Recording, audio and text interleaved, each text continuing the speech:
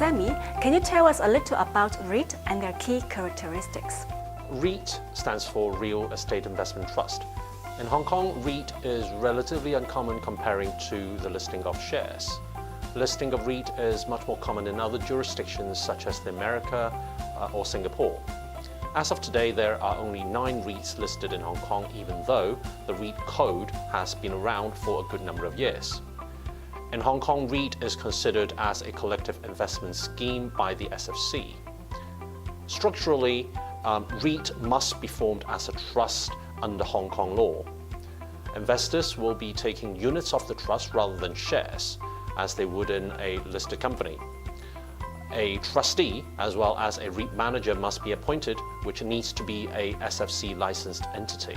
There are rules that a Hong Kong listed REIT must invest primarily in real estate, with at least 75% of that investment generating recurring rental income. REITs can own many types of commercial real estate, ranging from office and apartment buildings to warehouses, hospitals, shopping centers, hotels, as long as they generate recurring rental income. There are also rules requiring minimum distribution and also maximum borrowing.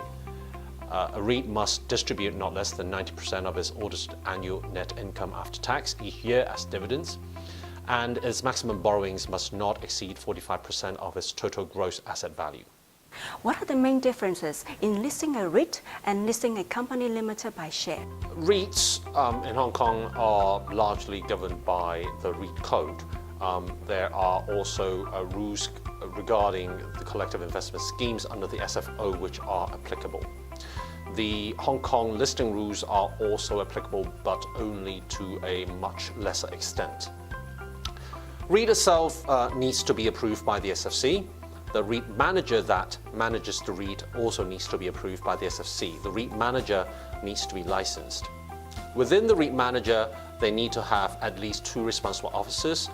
Both individuals also need to be SFC licensed. The vetting process for listing a REIT in Hong Kong is predominantly done by the SFC. There are actually quite a lot of similarities between the process to list a REIT as compared to listing a company in Hong Kong. What are HDRs?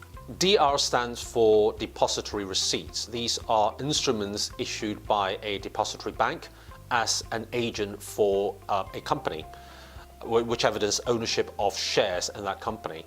HDRs, the H stands for Hong Kong, so HDR stands for Hong Kong Depository Receipts. Conceptually, they are very similar to the much more commonly traded ADRs, which stands for American Depository Receipts, which are listed on American stock exchanges, and GDRs, Global Depository Receipts, which are listed on other stock exchanges such as Frankfurt and Luxembourg. Issuers from any overseas jurisdiction can apply to have HDRs listed on the Hong Kong Stock Exchange, provided that their jurisdiction of incorporation is one which the Hong Kong Exchange would treat as either a recognized or an acceptable jurisdiction, and also they will need to be able to satisfy the basic listing requirement set out in the Hong Kong listing rules for listing shares.